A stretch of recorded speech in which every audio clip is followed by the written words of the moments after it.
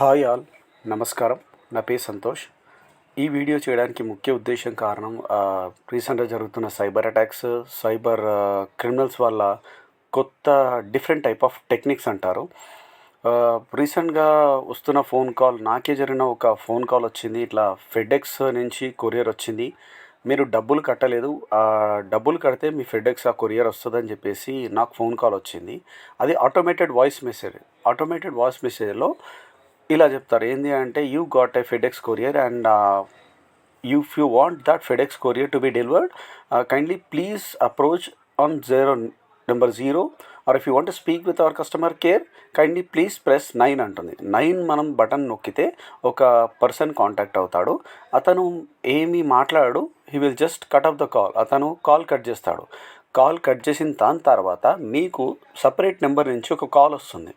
ఆ కాల్లో, సార్ ఇట్లా మీకు ఫెడెక్స్ కొరియర్ నుంచి ఏదైనా కాల్ వచ్చిందా అంటే మీరు చెప్తారు ఎస్ అని. ఇన్ కేస్ ఎస్ అని చెప్తే అతను మీ ఆధార్ నెంబర్ డీటెయిల్స్, ఆధార్ నెంబర్కి సంబంధించిన మొత్తం డీటెయిల్స్, మీ పేరు, అన్ని డీటెయిల్స్ తీసుకోవడం జరుగుతుంది. దీనివల్ల ఏమవుతుంది అంటే, మీ ఆధార్ నెంబర్తో సంబంధించిన ఏ సోషల్ అకౌంట్ అయినా సరే వాళ్ళు హ్యాక్ చేసి మీ నెంబర్కి, ఈ ఫోన్ నెంబర్ నుంచి సంబంధించిన అవసరం ఉంటే వీలైతే ఓటీపీ వచ్చింది సార్, ఆ ఓటీపీ చెప్పమని చెప్తారు. దయచేసి ఈ ఇన్ఫర్మేషన్ని మాత్రం అస్సలు షేర్ చేయకండి. అండ్ ముఖ్యంగా ఏంటి అంటే, ఆధార్ నెంబర్ ఎప్పుడైనా సరే ఎవరికైనా సరే ఫోన్లో ఎవరికి కంప్లీట్గా ఇన్ఫర్మేషన్ ఇవ్వకండి. And in case Aadhaar number మీ ఫోన్కి లింక్ అయి ఉంటే ఓటీపీలు అస్సలు చెప్పకండి. ఇన్ కేస్ మీరు ఓటీపీలు కానీ ఆధార్ నెంబర్ ఇన్ఫర్మేషన్ ఫోన్లో షేర్ చేస్తే మీరు సైబర్ క్రైమ్లో బాధితులుగా ఉండిపోతారు. అది ₹1 కాదు, మీకు అకౌంట్లో ఎన్ని డబ్బులు ఉన్నాయి అన్ని డబ్బులు లాగడానికి ట్రై చేస్తారు. ఇలాంటిదే ఇంకో అటాక్ ఉన్నది. అదేంటి అంటే, మీ మొబైల్ రీఛార్జ్ అయిపోయిందని. In case me mobile recharge already balance ఉన్నా కూడా, మీ మొబైల్ రీఛార్జ్ అయిపోయింది, మీరు రీఛార్జ్ చేసుకోవాలంటే అనే ఒక ఆటోమేటెడ్ వాయిస్ మెసేజ్ వస్తుంది.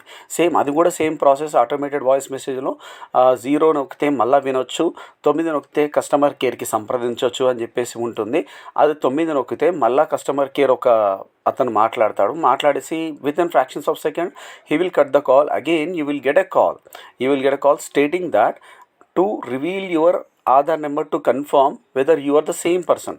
సో మీ మొత్తం పేరు, మీ ఆధార్ నెంబరు, ఇంకా అవసరం ఉంటే మీ డేట్ ఆఫ్ బర్త్, ఈ డీటెయిల్స్ అన్నీ అడుగుతాడు.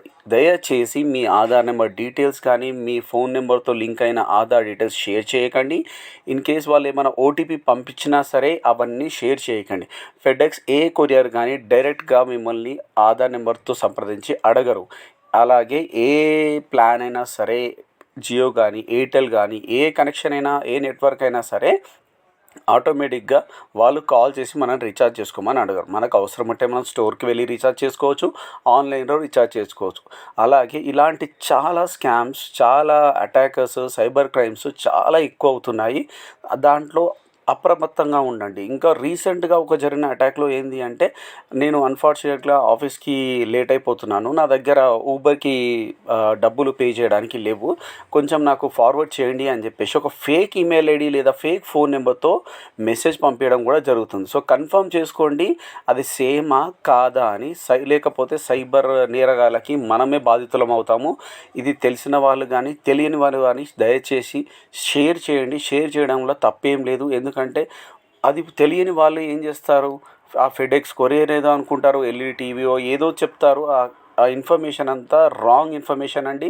ఇది క్లియర్గా సైబర్ అటాక్కి సంబంధించిన విషయము. ఏదైనా సరే దయచేసి మీ ఆధార్ నెంబర్ షేర్ చేయకండి, ఓటీపీలు షేర్ చేయకండి. మీ నెంబరు, ఫోన్ నెంబరు, అలాగే మీ మొత్తం పేరు అస్సలు షేర్ చేయకండి. వీడియో నచ్చినట్టయితే లైక్ చేయండి, షేర్ చేయండి, సబ్స్క్రైబ్ చేయండి.